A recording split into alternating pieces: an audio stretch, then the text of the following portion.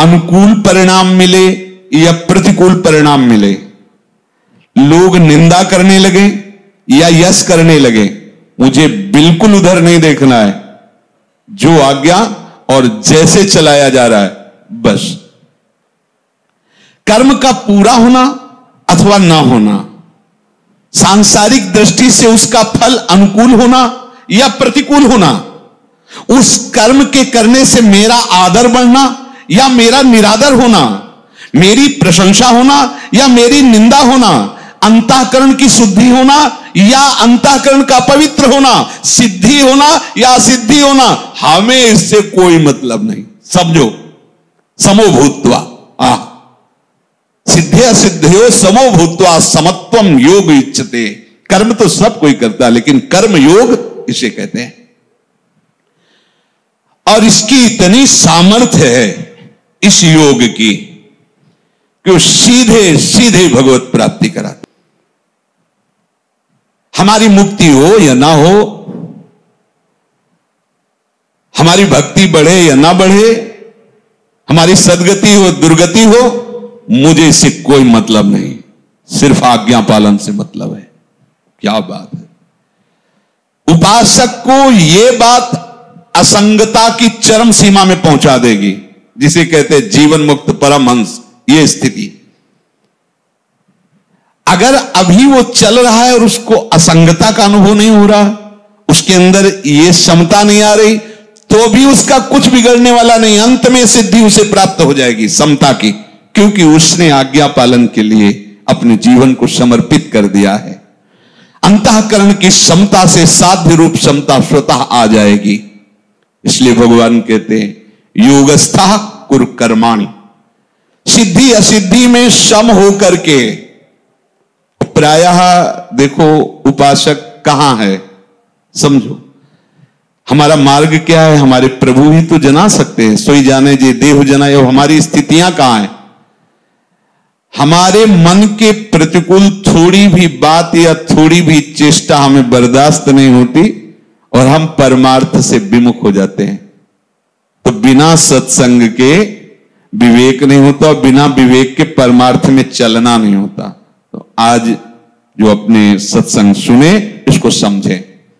हम उपासक प्रिया प्रीतम के हैं, हमारा कर्तव्य है जितने भी चाहे व्यवहारिक कर्म हो या पारमार्थिक कर्म हो, दोनों हमारे आराध्य देव के लिए हैं।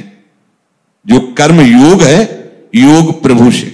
जितने भी कर्म हमारे, चाहे गृहस्थी हो चाहे विरक्ति हो, और वो कर्म आज्ञा के अनुसार हो रहे, मनमानी नहीं हो रहे, वो गुरुमानी हो रहे, शास्त्र आज्ञा से हो रहे, तो आप निश्चित समझो आपको भगवत प्राप्ति, कि उसमें खास बात केवल है आज्ञा पालन करना। जो भगवान ने शास्त्र में आज्ञा की अपने धर्म कर्म के अनुसार, वैसे उन्हीं को भगवान मिल गए। हमें ऐसे चलना, स्वयं भगवान का आदेश है। कर्म पूरा हो या ना हो, अंतःकरण पवित्र हो या ना हो, हमारे को दुर्गति हो या सदगति हो, अब मुझे कोई परवाह नहीं। इसकी खास बात जानते हो क्या है? क्योंकि हमने आपको समर्पित कर दिया अपना। अब आपके लिए यंत्रवत हो रहा है, मैं कहीं नहीं हूं। अब जिसके हृदय में यह स्थिति, वो कहां पहुंचेगा?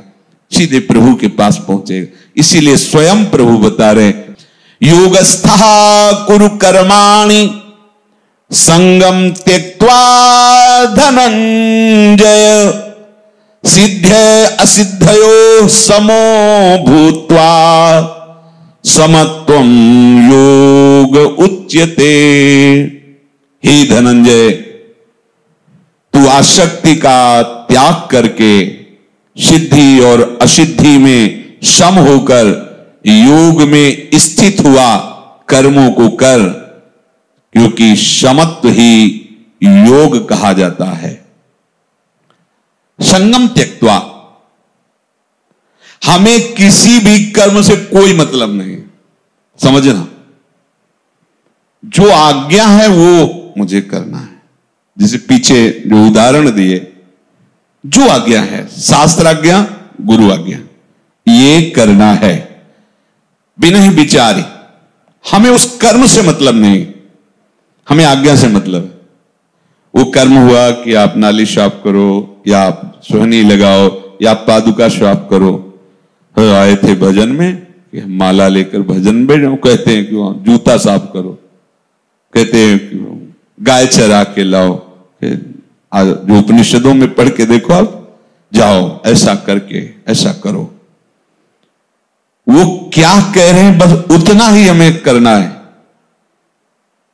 हमें आगे विचार नहीं करने। देखो, यदि इस माया बंधन से मुक्त होना चाहते हो तो बहुत ध्यान से सुनना, यही हम फंसे। किसी भी कर्म से, तभी पीछे कहा कर्म से भगवत प्राप्ति नहीं होती, कर्म योग से भगवत प्राप्ति होती है। जो गुरुजनों की आज्ञा के अनुसार गुरुजनों के लिए शास्त्र, गुरुजनों के लिए कर्म किया, उसे योग कहते हैं। क्योंकि उनकी आज्ञा पर चलने पर विषमता पर विजय प्राप्त करके वो सम हो जाता है, क्योंकि उसको उस क्रिया से मतलब नहीं, आज्ञा हुई है। आप देखो, संतों के चरित्र पढ़ करके देखो, भक्तों के चरित्र पढ़कर देखो, जो आज्ञा हुई आजीवन उसी पर तत्पर रहे। और किसी भी कर्म के फल से हमारा संबंध नहीं, ना हमारा कर्म से संबंध है, ना हमारा कर्म फल से संबंध है। अगर उसे हम ज्ञान भाव से देखें, जितनी भी क्रियाएं होती है सब स्थूल सूक्ष्म से होती है, और किसी न किसी कामना से होती है। हमारा जो स्वरूप है वो अचाह है, उसे कुछ नहीं चाहिए, और अकर्ता है, उसे कुछ नहीं होता। पर हम अपने को देह भाव में मान चुके हैं, इसलिए छूटने के लिए हमें लगता है कि किसी कर्म से ही हम बंधे हैं और किसी कर्म से ही हम छूटेंगे। तो कोई वो खास कर्म नहीं है जिससे छूटा जाता है। कर्म में आसक्ति ना होना, कर्म फल की चाह ना होना, केवल कर्तव्य का पालन करना, आज्ञा के अनुसार, आप कर्म बंधन से मुक्त हो जाएंगे। पीछे के कर्म बंधन ये काट देगा और ये कर्म आपको बांधेगा नहीं, और इससे भगवत प्राप्ति हो जाएगी। बिना कर्म किए कोई रह नहीं सकता। इसलिए समझिए, किसी भी कर्म से हमारा संबंध नहीं। हमें जो आज्ञा हुई है शास्त्र की, तस्मात् शास्त्रम प्रमाणन्ते कार्या अकार्यौ व्यवस्थितो। शास्त्र व्यवस्था करता क्या करना चाहिए, क्या नहीं करना चाहिए। तो शास्त्र को हम समझ नहीं पाते, तो शास्त्र का रहस्य गुरुजनों से, भक्तजनों से, संत जनों के जो हृदय में अनुभव हुआ उसके अनुसार हम फिर चलते हैं। बहुत सरल हो जाता है। कहां हम पूरा शास्त्र पढ़ पाएंगे, तो वो सार बात हमें बता देते, ऐसा करो, ऐसा ना करो। तो जो करने के लिए कहा है वो हमारी प्रधान वृत्ति उनकी आज्ञा पालन है, उस कर्म से संबंध नहीं। वो कर्म ऊंचा है, नीचा है, पवित्र है, अपवित्र, इस पर वो जो आज्ञा की है, हमारी दृष्टि आज्ञा पर है। देखो ना, श्री जी ने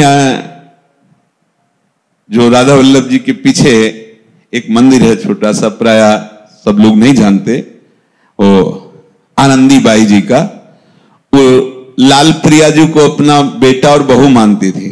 तो एक दिन श्री जी को पोशाक धारण करवा रही थी, तो साड़ी बार बार फिसल रही थी। तो उनका बहू, ये साड़ी पसंद नहीं क्या, दूसरी पहनाई।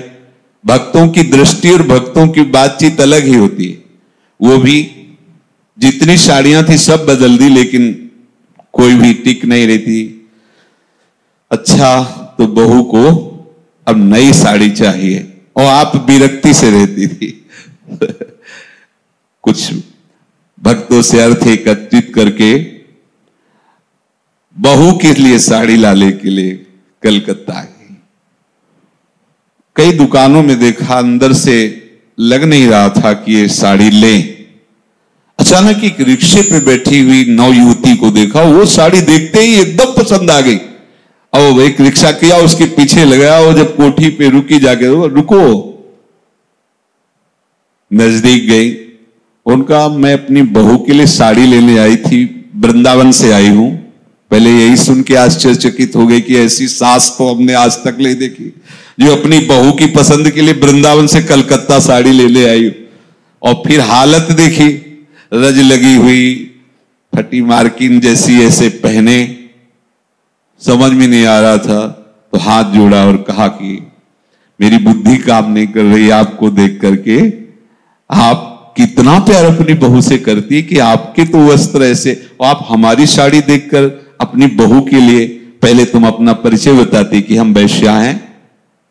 वो कोई बात नहीं बेटी, ऐसे अमृतमय वचन भक्तों के लुट गए। कोई इतना प्यार से बेटी कह के उसको बोला हो आज तक?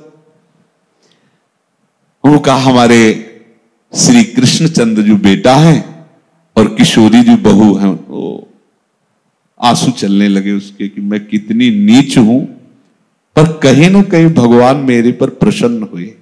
ये वृंदावन की महान भक्ता, और मैं संभाषण करने का अवसर पाई।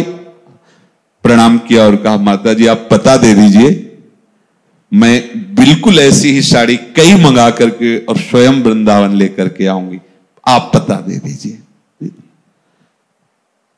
अब आप विचार कीजिए कहां कैसा। कृष्णदास जी आगरा ठाकुर जी की सेवा के लिए सौंज लेने गए तो देखा बहुत से लोग घेरे हुए हैं, मंडलाकार भीड़ लगी। ऐसे कौतूहल में अंदर गए तो देखा एक वैश्या नवयुवती नृत्य कर रही और लोग मुद्राएं देकर मनोरंजन कर रहे हैं। ये भी अधिकारी जी थे सेवा की, अर्थराशि थी ही, लेने ही गए थे ठाकुर जी की सेवा सामग्री। अंदर से प्रेरणा हुई और वैश्या को देखते ही रहे। नवयुवती वैश्या नृत्य करते हुए ऐसे दृष्टि की तो देखा है तो रिजवार लग रहा है। प्यार भरी दृष्टि में अपनापन जो होता है वो आकर्षित करता है। वो भी बार बार देखने लगी तो इन्होंने उस समय 10 मुद्रा निकाली, ऐसे वो आई और नजदीक लिया। देख करके इनके हृदय में एकदम आकर्षण पैदा हुआ कृष्णदास। और उनका, हम जहां रुके हुए हैं, हम बहुत बड़े मालिक के सेवक हैं, हम तुम्हारी इच्छा पूर्ति कर दें, जितनी तुम्हें मुद्रा चाहिए आप वहां हमारे यहां आइए अपने समाज के सहित और हमें सुनाइए जो मुद्रा राजी हुई। उसका तो काम था, वो आई। फिर देखा तो उनका, देखो हम तो अपने बादशाह के बहुत छोटे से सेवक हैं, हम जो तुम्हें इतनी एकाग्रता से देख रहे थे वो तुमसे, तुम्हारे रूप पे नहीं रिझे, तुम्हारी जो हाव भाव है, तो विषयी प्राणियों को तुम रिझा रही हो। अगर हमारे बादशाह को रिझा लो तो निहाल हो जाओगी, फिर दूसरे को रिझाना नहीं पड़ेगा। तो उसने कहा आप जैसा कहें। बोले 1000 स्वर्ण मुद्रा आप अपने परिकर को। अब उसने कहा हमें कहा देना, साथ ही ले चलो, मुद्रा में तो साथ ही ले चलो। लाए। क्रिया कैसी है बाहरी देखने में? गिरिराज जी की तलहटी में, अब संत समाज में फिर देख लो, बड़ी विचित्र भगवान की माया। बूढ़े होने चले अधिकारी जी कृष्णदास जी और वो वैश्या को लेके आए। कितनी गंदी वृत्ति इसमें उदय होती कि वैश्या पास में झोपड़ी में रखते हैं, किसी की पर न निंदा की न स्तुति की। गिरिराज जी के समस्त कुंडों में उसको स्नान करवाया और फिर पद सिखाया और हाव भाव चतुरता रिझाने की तो उसमें स्वाभाविक जन्म जाती थी। और जब पूरा तैयार कर लिया तब बोले चलो आज अपने बादशाह के दरबार में ले चलते हैं। लाए श्रीनाथ जी के सामने और कहा भेंट लाया हूं प्रभु आगरे से। अंदर से कहा और कहा स्वीकार। और उसने कहा इनको तुम रिझा लो, हमारे ये ऐसे बादशाह रिझवार है कि रीझ गए तो निहाल कर देंगे। समझ गई हो कि प्रभु की अपार कृपा मुझ मंदभाग्य पर हो गई। जैसे ही आलाप लेकर के गाना प्रारंभ किया तो श्रीनाथ जी के विग्रह की जगह श्रीनाथ जी। क्यों? क्योंकि भक्त ने कहा भेंट लाए हैं स्वीकार करो। यही तो संत सदगुरुदेव की आज्ञा और वचनों का चमत्कार होता है। पूरा पद करके जे ही प्रणाम मुद्रा में हुई, वो ललित त्रिभंगी कोटि मनमथ मनमथ रूप देखा, प्राण छूट गए वही, और भगवान की नित्य सेवा में पहुंच गए। हमें आज्ञा पर दृष्टि रखनी, क्रिया पर नहीं। क्या आज्ञा? बस एक खास बात समझना है, नहीं, हर कर्म बंधनकारी है, चाहे जितना शुभ हो वो भी बांध देगा। सोने की जंजीर है वो, और अशुभ कर्म लोहे की जंजीर है, लेकिन कर्म करते हुए कर्म बंधन में ना फंसे, ये कला शास्त्र सदगुरुदेव की आज्ञा के अनुसार, उनकी आज्ञा पर महत्व बुद्धि, ना कर्म पे ना कर्म के फल में। इसका क्या फल है गुरुदेव जाने, ये क्या कर्म के लिए आदेश गुरुदेव जाने। उनके श्रीमुख से निकला हुआ वचन हमारे लिए परम कर्तव्य है। शास्त्र सदगुरुदेव यही हमें कर्म जाल से मुक्त करते हैं। किसी भी कर्म में, किसी भी कर्म के फल में, और किसी भी देश में, काल में, घटना में, परिस्थिति में, अंतःकरण में, बहिकरण में तेरी बिल्कुल आसक्ति नहीं होनी चाहिए। एक बार उतंक ऋषि, ये इतिहास के तो कभी कभी नाम आदि में कुछ हो सकता है इधर उधर, उतंक ऋषि उनका नाम था। उन्होंने अपने गुरुदेव की सेवा करके और विद्या प्राप्त की। फिर गुरुदक्षिणा का विधान होता है, शास्त्रीय विधान है। हाथ जोड़कर कहा तो उनका, मुझे तो कोई इच्छा है नहीं, गुरु माता से पूछ लो। उस समय आश्रमों में ऐसे महापुरुष जन रहते थे जो एक दो संतानें हुई, महान तपस्वी, जगत मंगल करने वाली। तो गुरु माता से पूछा तो उन्होंने, अब राजा का हमें नाम याद नहीं आ रहा, बड़े प्रतापी राजा थे। तो उनकी पत्नी के जो कर्ण कुंडल थे वो बड़े चमत्कारिक थे, दैवी शक्ति से संपन्न। तो उनका, अगर तुम देना ही चाहते हो गुरुदक्षिणा तो उनकी महारानी के कुंडल लाके हमें दे दो। अब एक विरक्त बनवासी, उसको आदेश हो रहा है महारानी के कुंडल लाओ। प्रणाम किया और तिथि बताई कि परसों शाम के हमारा कोई अनुष्ठान था, वो संपन्न होने, हम सोचती वही पहन करके हम अनुष्ठान संपन्न करेंगे। अब इतनी दूर जाना लाना, अगर कहीं चूक हो गई तो श्राप भी मिल सकता है, ऐसा था। और यह भी बता दिया था कि वो इतने चमत्कारी कुंडल हैं कि तक्षक नाग उनका अपहरण करना चाहता है, पर महल में प्रवेश नहीं कर सकता क्योंकि बहुत तपस्विनी और पतिव्रता है, उनको छू भी नहीं सकता। वो अगर कुंडल लेके निकले तो प्रयास करेगा तुम्हारे से कुंडल अपहरण करने का। अब कोई भी बैरागी कहे को ऐसे कि अल्लाह हमें फंसा दिया, वैसे नहीं, तत्काल प्रणाम किया और चल पड़े। जब कोई गुरु आज्ञा पे चलता है तो दैवी शक्ति उसका सहयोग करती है, जो भागवतिक शक्तियां हैं उनका सहयोग करती है। बड़ा चरित्र है। तो एक बैल लिए हुए एक दैवी शक्ति संपन्न महापुरुष दिखाई दिए। उनका, सुनो हमारे बैल का गोबर खाओ। कहा क्यों? बोले जो कह रहा हूं करो। आदेश माना, चखा, पर वो खड़े खड़े आचमन किए। राजा के पास गए, राजा ने सिंहासन से उतरकर प्रणाम किया, क्योंकि बैरागी जनों का बड़े बड़े चक्रवर्ती सम्राट भी आदर करते थे। आपको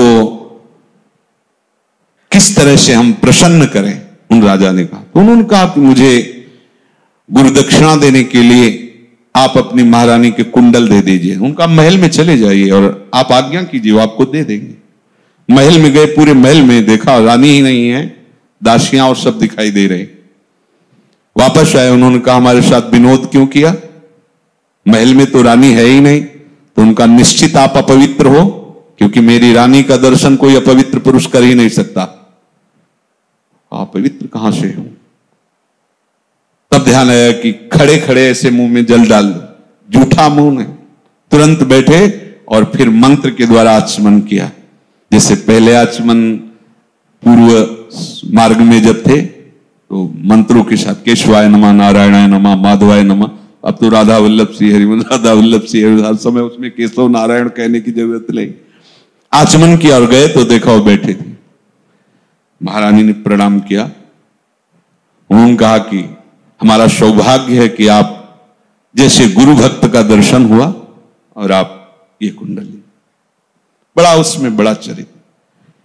कभी प्रश्न नहीं किया कि गुरुदेव आप ऐसी बात क्यों कह रहे हैं, आपसे हमने दीक्षा ली, आपसे हमने पठन और हम आपकी पत्नी की आज्ञा और राजा के पास, और बड़ा चरित्र है वो।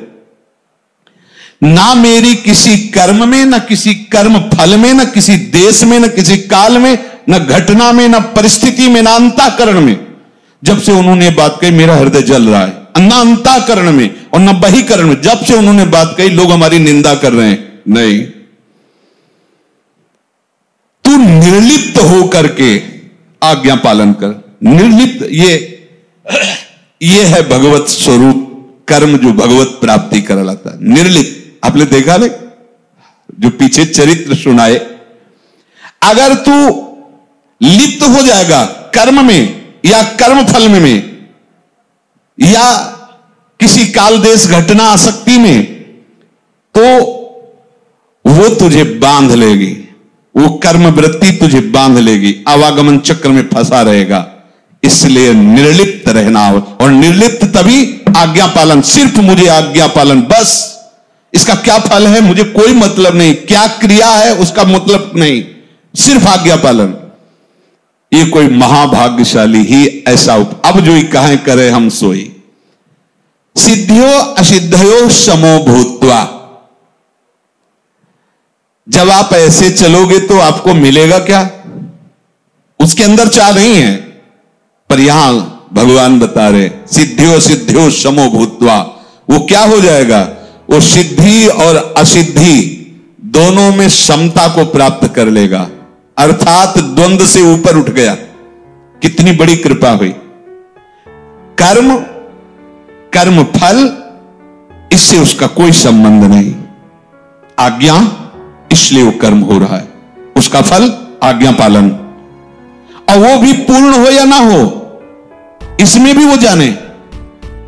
हमारे प्रयास में कमी नहीं होगी। आज्ञा हुई कि ये पोशाक श्री जी की अमुक जगह से लाना है, और रास्ते में एक्सीडेंट हो गया, गाड़ी फेल हो गई, वापस चले आए, प्रार्थना करने की जरूरत नहीं, आपकी आज्ञा पर है, बस खत्म। वो नहीं ला पाए, कोई पश्चाताप नहीं, कोई शोक नहीं, बिल्कुल ये स्थिति पूज्य स्वामी श्री अखंडानंद जी महाराज हरि बाबा और भैया बाबा को बहुत नजदीक, बहुत प्यार सेवा।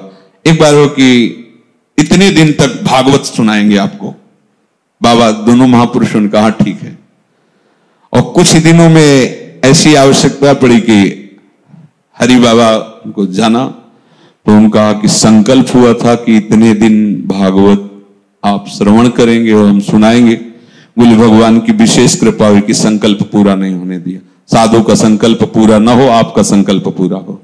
आपका, हम तो कहते हैं इतने दिन ये करेंगे, और आप क्या चाहते हो, तो हमारी चाह कभी पूरी ना हो, आपकी चाह पूरी हो। ये समझना पड़ेगा। जीवन मुक्त होने के लिए भगवत प्रेम प्राप्त